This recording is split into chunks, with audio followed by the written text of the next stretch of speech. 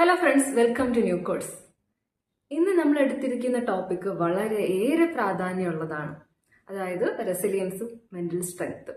Resilience എന്ന് പറയുമ്പോഴത്തേക്കും ഒരു ചലഞ്ച് ഉണ്ടാകുമ്പോഴത്തേക്കും നമ്മൾ എത്ര വേഗം നമ്മുടെ നോർമൽ ലൈഫിലോട്ട് നമ്മൾ ബൗൺസ് ബാക്ക് ചെയ്ത് വരുന്നു എന്നുള്ളതും, മെന്റൽ സ്ട്രെങ്ത് എന്ന് പറയുമ്പം ഒരു സ്ട്രെസ്ഫുൾ ആയിട്ടുള്ള സിറ്റുവേഷൻ വരുമ്പോഴും നമ്മൾ എത്രത്തോളം നമ്മൾ മെന്റലി സ്റ്റേബിൾ ആയിട്ട് നിൽക്കുന്നു എന്നുള്ളതുമാണ്. ഇത് രണ്ടും, റെസിലിയൻസും മെന്റൽ സ്ട്രെങ്തും, നമുക്ക് സൈക്കോളജിക്കൽ മെത്തേഡ്സ് യൂസ് ചെയ്ത് ഡെവലപ്പ് ചെയ്യാൻ സാധിക്കുന്ന സ്കിൽസ് ആണ്.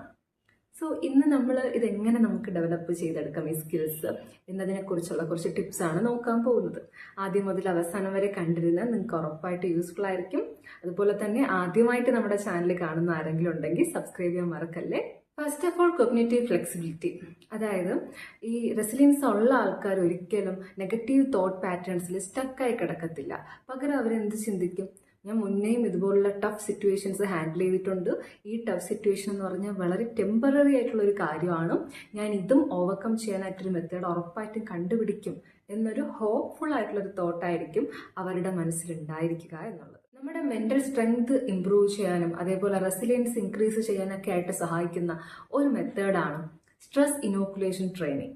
ഇവിടെ നമ്മൾ എന്താണ് ചെയ്യുന്നതെന്ന് വെച്ച് കഴിഞ്ഞാൽ, നമ്മളെ കൊണ്ട് മാനേജ് ചെയ്യാൻ പറ്റുന്ന കുറച്ച് ചലഞ്ചസിലോട്ട് നമ്മളെ അങ്ങോട്ട് എക്സ്പോസ് ചെയ്യുവാണ്. ഫോർ എക്സാമ്പിൾ, ഒരു ചെറിയൊരു ഗ്രൂപ്പിന് മുന്നിൽ ഒരു സ്പീച്ച് ഡെലിവറി ചെയ്യാനായിട്ട് തയ്യാറാവുക എന്നുള്ളത്. നമ്മൾ അങ്ങനെ പലതവണ ഇങ്ങനെ സ്പീച്ച് ഡെലിവറി ചെയ്യും തോറും ശരിക്കും ഈ സ്ട്രെസ്ഫുൾ ആയിട്ടുള്ള സിറ്റുവേഷൻസിൽ നമ്മൾ ബ്രെയിൻ റിയാക്ട് ചെയ്യുന്നത് കുറഞ്ഞു തുടങ്ങും. അടുത്ത മെത്തേഡ് നമ്മൾ എപ്പോഴും പറയുന്നതാണ് ഇമോഷണൽ റെഗുലേഷൻ പ്രാക്ടീസ് ചെയ്യുക എന്നുള്ളത്. അതായത് നമ്മുടെ ഇമോഷൻസ് ഇങ്ങനെ ഓവർവെൽഡ് ആയിട്ട് വരുമ്പോഴത്തേക്ക് നമ്മൾ അതിനെ ജസ്റ്റ് ഒന്ന് ബാലൻസ് ചെയ്യാനായിട്ടുള്ള ടെക്നിക്സ് യൂസ് ചെയ്യുക. അതിൽ ഒന്നാമത്തേതെന്ന് പറഞ്ഞാൽ നമ്മുടെ ഉള്ളിൽ വരുന്ന ആ ഓവർവെൽഡ് ഫീലിങ്സിനെ ജസ്റ്റ് ഒരു പേപ്പർ എടുത്തു വെച്ച് അതേപടി എഴുതി റിലീസ് ചെയ്യുക എന്നുള്ളത്. പിന്നെ നമുക്ക് ഡീപ്പായിട്ട് ബ്രീത്ത് ചെയ്ത് വിടുകയും അതുപോലെ ഗ്രൗണ്ടിങ് ടെക്നിക്ക് യൂസ് ചെയ്യാം. അല്ലെങ്കിൽ 1 2 3 4 5 സെൻസസ് മെത്തേഡും. അത് മുന്നേ ഒരു വീഡിയോയിൽ ഞാൻ ജസ്റ്റ് ഒന്ന് പറഞ്ഞിരുന്നു. അത് ചെയ്യുമ്പോഴത്തേക്കുള്ള പ്രത്യേകത എന്ന് വെച്ച് കഴിഞ്ഞാൽ നമ്മൾ പാസ്റ്റിലോ ഫ്യൂച്ചറിലോ എന്നൊക്കെ വിട്ടിട്ട് ജസ്റ്റ് പ്രസന്റ് മൊമെന്റിലോട്ട് നമുക്ക് ഫോക്കസ് ചെയ്യാൻ പറ്റും. അതിപ്പോൾ ഒരു എക്സാമ്പിൾ പറഞ്ഞാൽ, നമ്മുടെ കൺമുന്നിൽ കാണുന്ന 5 കാര്യങ്ങളെ ലേബിൾ ചെയ്യുക എന്ന് പറയുന്നത് പോലെ, അല്ലെങ്കിൽ കേൾക്കുന്ന ഒരു 4 സൗണ്ടിനെ ജസ്റ്റ് നോട്ടീസ് ചെയ്യുക എന്നൊക്കെ പറയുമ്പോൾ, ഇതൊക്കെ ചെയ്യുമ്പോഴത്തേക്കും നമ്മുടെ കോൺസെൻട്രേഷൻ അല്ലെങ്കിൽ നമ്മുടെ ഫോക്കസ് പ്രസന്റ് മൊമെന്റിലോട്ട് വരും. ഈ ഇമോഷണൽ റെഗുലേഷൻ ടെക്നിക്സ് ഒക്കെ അപ്ലൈ ചെയ്ത് കഴിയുമ്പോഴത്തേക്കും നമ്മുടെ ബോഡി ഒന്ന് കാമാവും. നമ്മുടെ ബോഡി കാമാണെങ്കിൽ മാത്രമേ നമ്മുടെ മൈൻഡ് റെസിലിയന്റ് ആവത്തുള്ളൂ. അടുത്തൊരു മെത്തേഡാണ് ഒപ്റ്റിമിസ്റ്റിക് എക്സ്പ്ലനേറ്ററി സ്റ്റൈൽ എന്ന് പറയുന്നത്. ഇവിടെ നമ്മൾ ബേർഡായിട്ട് എന്തെങ്കിലും ഹാപ്പൻ ചെയ്യുമ്പോഴത്തേക്കും നമ്മൾ ഉടനെ ചിന്തിക്കേണ്ടത്, ഇത് ശരിക്കും പെർമനന്റ് ആണോ, ഈ ഒരു സിറ്റുവേഷൻ ശരിക്കും എന്നെ കംപ്ലീറ്റ്ലി അങ്ങ് ഡിഫൈൻ ചെയ്യുന്നുണ്ടോ, അതോ ഇത് ജസ്റ്റ് വെറും ഒരു സിറ്റുവേഷൻ മാത്രമാണോ എന്ന് ചിന്തിക്കാം. അപ്പോൾ ഇങ്ങനെ ബേർഡായിട്ട് നടക്കുന്ന കാര്യങ്ങൾ നമ്മൾ ജസ്റ്റ് ടെമ്പററി ആയിട്ട് കാണുമ്പോഴത്തേക്കും നമ്മുടെ റെസിലിയൻസ് ഇംപ്രൂവ്ഡ് ആവും, അല്ലെങ്കിൽ നമ്മുടെ മൈൻഡ് റെസിലിയന്റ് ആവും. ഇനി വരുന്നതാണ് സെൽഫ് എഫിക്കസി. ഇവിടെ നമ്മൾ നമ്മുടെ വലിയ വലിയ ഗോൾസിനെ ചെറിയ ചെറിയ ഗോൾസ് ആയിട്ട് ഡിവൈഡ് ചെയ്യും. എന്നിട്ട് ഓരോ കുഞ്ഞു ഗോൾ അച്ചീവ് ചെയ്യുമ്പോഴത്തേക്കും നമുക്ക് നമ്മളോടുള്ള വിശ്വാസം തന്നെ ഇൻക്രീസ്ഡ് ആവും.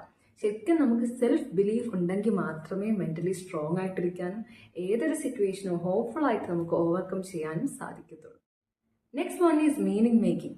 നമ്മളിപ്പോൾ കടന്നു പോകുന്ന ആ സ്ട്രഗിളിൽ നിന്ന് നമുക്ക് എന്താണ് പഠിക്കാനുള്ളത്, അല്ലെങ്കിൽ ഈ ഒരു സിറ്റുവേഷൻ നമ്മളെ എന്താണ് പഠിപ്പിക്കുന്നത്, ഇങ്ങനെ ചിന്തിക്കുന്നവർ പെട്ടെന്ന് നോർമൽ ലൈഫിലോട്ട് ബൗൺസ് ബാക്ക് ചെയ്യാറുണ്ട്. അടുത്ത മെത്തേഡാണ് സോഷ്യൽ സപ്പോർട്ട് ബഫർ എന്ന് പറയുന്നത്.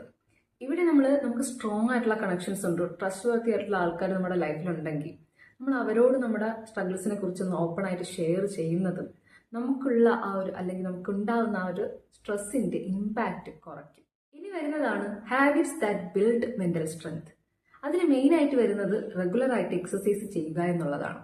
അതുവഴി ശരിക്കും നമ്മുടെ സ്ട്രെസ് റെഗുലേഷൻ ഇംപ്രൂവ്ഡ് ആയിട്ട് വരും. അതുപോലെ തന്നെ ഉറക്കത്തിന്റെ പാറ്റേൺ ഡെയിലി നന്നായിട്ട് കൃത്യസമയത്ത് ഉറങ്ങുക എന്നുള്ളത്. അങ്ങനെ നമ്മൾ ഉറക്കത്തിന്റെ പാറ്റേൺ മെയിൻറ്റെയിൻ ചെയ്യുന്നതിലൂടെ നമുക്ക് ഇമോഷൻസ് റെഗുലേറ്റ് ചെയ്യാനും സാധിക്കും. അതുപോലെ തന്നെ അടുത്തൊരു മെത്തേഡാണ് മൈൻഡ്ഫുൾനെസ് പ്രാക്ടീസ് ചെയ്യുക എന്നുള്ളത്. നമ്മൾ പ്രസന്റ് മൊമെന്റിൽ തന്നെ അവെയർ ആയിരിക്കുമ്പോഴത്തേക്കും ഓവർ തിങ്കിങ് റിഡ്യൂസ്ഡ് ആവുകയും നമ്മൾ കുറച്ചുകൂടി ലൈഫിനൊരു ക്ലാരിറ്റി ഉണ്ടാവുകയും ചെയ്യും. സിമ്പിളായിട്ട് പറയുകയാണെങ്കിൽ ഫ്ലെക്സിബിൾ തിങ്കിങ്ങും ഇമോഷണൽ റെഗുലേഷനും മീനിങ് മേക്കിങ്ങും സപ്പോർട്ടും ഇതെല്ലാം കൂടി ചേർന്ന ഒരാകെ തുകയാണ് റെസിലിയൻസ് എന്ന് പറയുന്നത്. അതുപോലെ തന്നെ ഡിസിപ്ലിനും സെൽഫ് കമ്പാഷനും പ്രാക്ടീസ് ചെയ്യുന്നതിലൂടെയും ഗ്രാജുവലി നമ്മൾ ചെറിയ ചെറിയ ചലഞ്ചസിലോട്ട് എക്സ്പോസ് ചെയ്യുന്നതിലൂടെ ഡെവലപ്ഡ് ആവുന്ന സ്കില്ലാണ് മെന്റൽ സ്ട്രെങ്ത് എന്ന് പറയുന്നത്. സോ ഇന്ന് നമ്മൾ മനസ്സിലാക്കിയത് റെസിലിയൻസ്, മെന്റൽ സ്ട്രെങ്ത് തുടങ്ങിയ സ്കിൽസ് ഡെവലപ്പ് ചെയ്യാൻ സഹായിക്കുന്ന കുറച്ചധികം ടിപ്സ് ആണ്. ഇതിൽ ഓരോന്നും വളരെ യൂസ്ഫുൾ ആയിട്ടാണ് എനിക്ക് ഫീൽ ചെയ്യുന്നത് പേഴ്സണലി. അതുകൊണ്ടാണ് നിങ്ങളോട് കൂടി ഷെയർ ചെയ്യുന്നത്. നിങ്ങൾക്ക് ഇത് യൂസ്ഫുൾ ആയിട്ട് തോന്നിയിട്ടുണ്ടെങ്കിൽ ഉറപ്പായിട്ടും വേണ്ടപ്പെട്ടവർക്കൊക്കെ ഷെയർ ചെയ്ത് കൊടുക്കുക. അതുപോലെ നമ്മുടെ ചാനൽ ആദ്യമായിട്ട് കാണുന്ന ആരെങ്കിലും ഉണ്ടെങ്കിൽ സബ്സ്ക്രൈബ് ചെയ്യാൻ മറക്കല്ലേ.